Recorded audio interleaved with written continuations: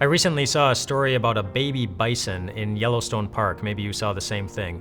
But two individuals were driving through Yellowstone Park when they saw a baby bison on the side of the road. And thinking that the baby bison looked cold, they thought, let's put it in the vehicle and let's take it to a warm shelter. And so they put this baby bison in the back of their car and drove it to a warm shelter. When the park rangers found out about it, they were furious and they rushed to grab the baby bison, grabbed it and took it back to the place where they picked the bison up because they wanted to reunite it with its family. But when they brought the bison back, the family wouldn't take it back. They ignored it, they walked away from it, they wanted nothing to do with it, probably because they could smell that the baby bison had been with humans, and they didn't want anything to do with that. Eventually the baby bison had to be put down because it kept approaching cars and expecting to get something from them and putting them in danger. Can you imagine how that baby bison felt as its own family turned its back on it?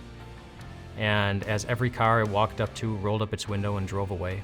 Do you know how it feels when someone turns their back on you? Do you know how it feels to have someone promise you the world but then leave you with nothing? Do you know how it feels to walk through this hard world feeling kind of alone? If you do, then you also know what Jesus knew was coming for himself on Maundy Thursday when he promised his disciples the peace of knowing that when it comes to God's attention towards you, you never have to feel the same thing. In John chapter 14, Jesus said, "Do not let your hearts be troubled. Trust in God. Trust also in me.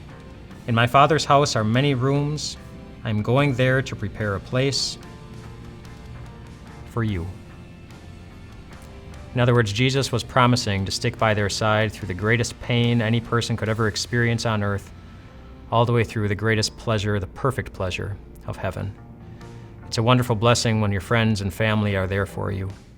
But even if they never are, you're going to be okay, because your God will never leave you.